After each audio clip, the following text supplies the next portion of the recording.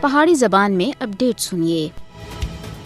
مقبوضہ جموں کشمیر وچ مسلماناں دی زندگی دا ہر پہلو مودی حکومت تے حملیاں دی زد دے وچ ہے۔ بھارت کی طرف تے 5 اگست 2019 دے غیر قانونی اقدامات سن مقبوضہ جموں کشمیر دی مظلوم تاریخ وچ ظالمانہ باب دا ایک اور وعدہ کیتا ہے۔ ہندوتوا مودی حکومت سن کشمیری عوام کو بے اختیار کرنے دے واسطے مقبوضہ جموں کشمیر وچ 5 اگست 2019 کے کئی نو آبادیاتی اقدامات دا نفاذ عمل وچ آنے آئے ہیں۔ بھارتی جابرانہ اقدامات کا مقصد کشمیری مسلمانوں دی ثقافت، زبان اور مذہبی شناخت کو ختم کرنا ہے۔ مقبوضہ جموں کشمیر وچ فسائی مودی دے اقدامات مقبوضہ فلسطین وچ اسرائیل آبادکار پالیسیاں دی نقل اور تسلسل ہے۔ ادھر تعینات بھارتی فوجیاں دی طرف تے انسانی حقوق دی سخت خلاف ورزیاں دا سلسلہ بھی بدستور جاری ہے۔ بھارت سن کشمیری عوام دی آزادی دی آواز کو دبانے دے واسطے اپنے جبر وچ اور زیادہ وعدہ کر کے دا ہے۔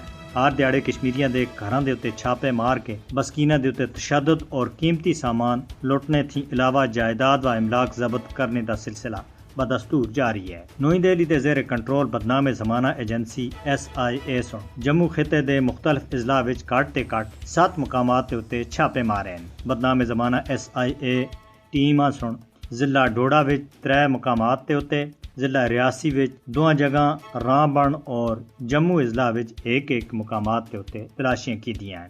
یہ چھاپے حسین بابر، محمد عرفان، صفدر علی، عبدالرشید، شمشاد بیگم، عبدالرشید نائک اور سجاد احمد دے گھراں دے اتے مارے گئے ہیں۔ چھاپیاں دے دوران گھراں تھی موبائل فون اور دوئی چیزاں بھی ضبط کیتیاں گئی ہیں۔ بدنام زمانہ SIA دے ایک افسر سن ان چھاپاں دی تصدیق کردے ہوئے آخیا کہ یہ چھاپے جموں وچ درج ایک مقدمے دے سلسلے وچ مارے گئے ہیں۔ کشمیری وفد سن مقبوضہ جموں کشمیر وچ بھارتی فوجیاں دے ہاتھوں انسانی حقوق دی منظم خلاف ورزیاں دے خلاف جنیوا وچ اقوام متحدہ دفتر دے سامنے سخت احتجاجی مظاہرہ کیتا۔ بھارتی حکمرانوں کو یاد رکھنا چاہیے کہ انہاں دی ظالمانہ پالیسیاں سن کشمیری عوام دے ناجائز بھارتی قبضے دے خلاف مزاحمت تے عزم کو اور زیادہ ڈاڑھ پیدا کیتا ہے۔